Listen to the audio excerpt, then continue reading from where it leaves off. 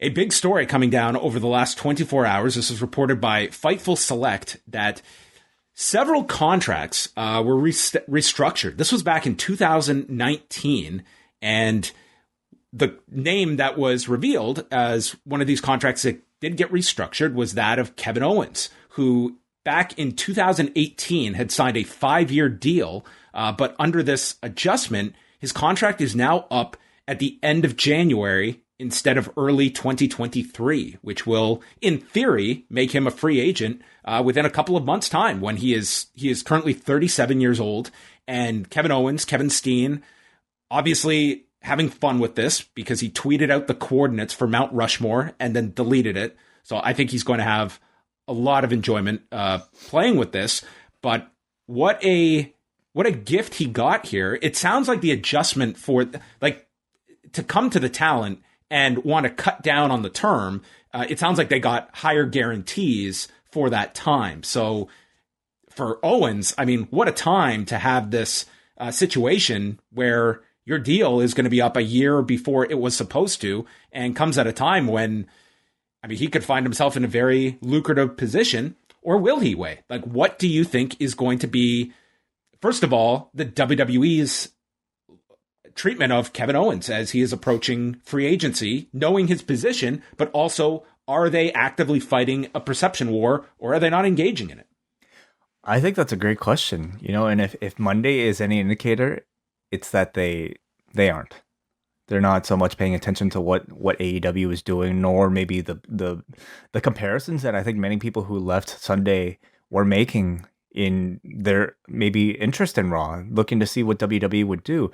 I mean, if this was a year ago, maybe 2 years ago, I feel like Owens would be, given a big offer to lock up for quite a while. And he probably still will too, because I think he's he's somebody to me that is not as big of a question as Adam Cole. He has been a guy who has been given the championship. He has main evented pay-per-views. So he to me is more on the level closer to a Daniel Bryan, of somebody who they want to keep within that system. He's probably willing to give a good amount of money to make that happen as well.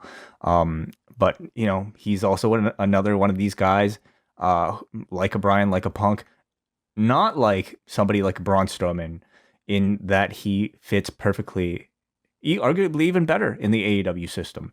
And therefore, it presents somebody like him with a tremendous amount of leverage that I think he is very smart to stoke the flames of. So good for him, and good for people like Sami Zayn. Yeah, he's one that, I mean, he to me is more valuable from his WWE tenure than someone who came into the system and comes off diminished. I think the opposite. He's had, I mean, it was a very short run, but he had a terrific couple of months in NXT. I would say the first 2 years on the main roster, he was booked very strongly up until the loss of the Universal Championship. And since that time, I mean, he's always had a good position. He is not a top guy, although performed as one during that Roman Reigns feud.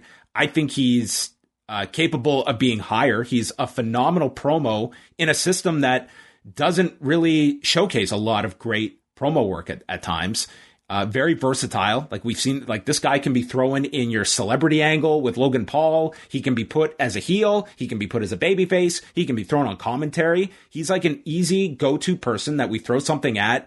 He'll typically make it work. But I think for these last few years, like you've seen his placement, and it's a good place. It's not bad. It's not the top. It's a good, reliable spot that he should be in a very comfortable position. But if you're looking at it, this is someone that WWE was always the be all end all for him, but he has gone through that system.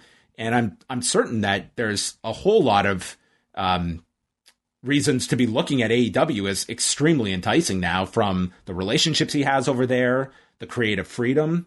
I mean, he has been an open book about his frustrations at times in WWE, but I think it's going to be a very interesting one. I think he's a very valuable piece for either company. And if I were Owens, I would certainly be keeping my options open with both companies and not making any rash decision now, because you've got several months. Play sides, and he does have some leverage, I think. Yeah, I love this. I love the fact that we can have even these conversations about like, where this star talent might go. in itself, I think this gives a great luster to Kevin Owens and just kind of makes him the talk of the party, now that, people like Cole and Brian are signed. And will this reflect in his booking? I mean, I'm very curious to see that. I certainly hope so. And if you're the Bucks, you're kind of playing along, you're changing your location to there while Owens has changed this to almost there.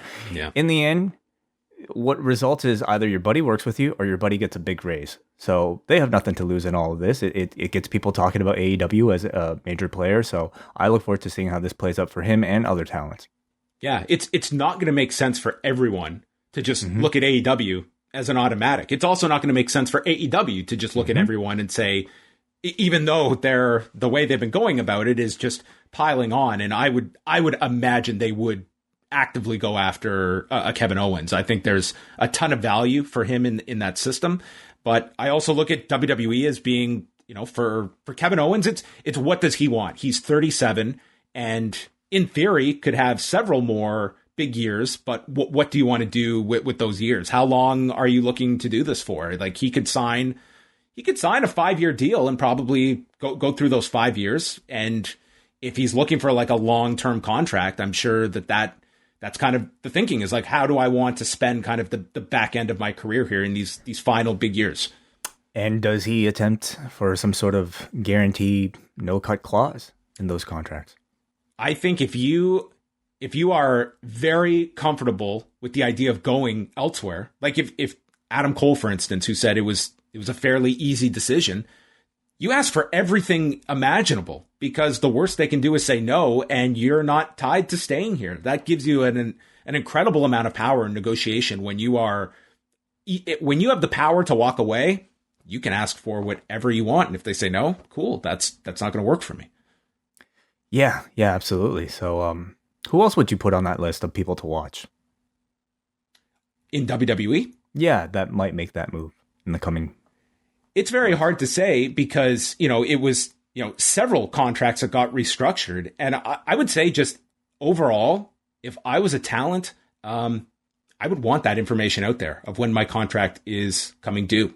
Like in pro wrestling, it is very much this secretive nature of what each person is making, contract details. It's like in this market, that information being out there strengthens your position. And that is a way where the talent can actually lift each other up in this marketplace. And you have comparables, but that's a system that we have seen that has become a very private aspect of the talent. Totally. And I mean, I think makes you a bigger star in the eyes of the fans. It lets them do the promotion for you.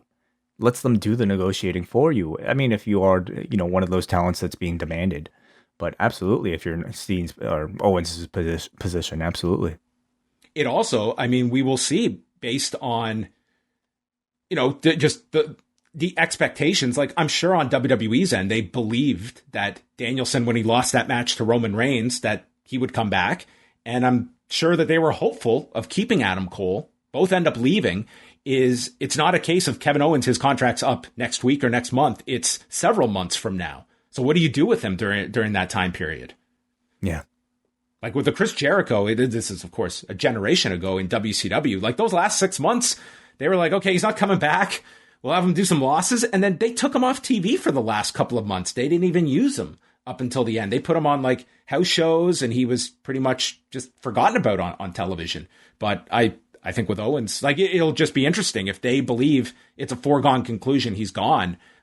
What do they do with him those last few months?